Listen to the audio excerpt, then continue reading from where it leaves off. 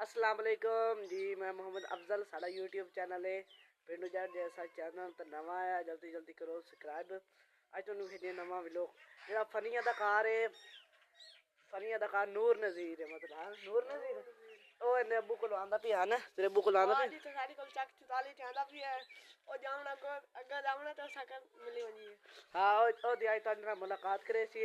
आ वावन बंदे मिलने पिया तो उस ओनु आके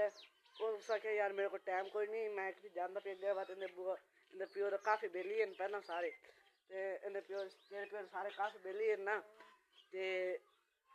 इन्हें प्योर काफ़ी बेली हैं ते नूर नज़ीर आंदा भी हूँ आज तो कहीं वो पता शायद फरी बोले ना बोले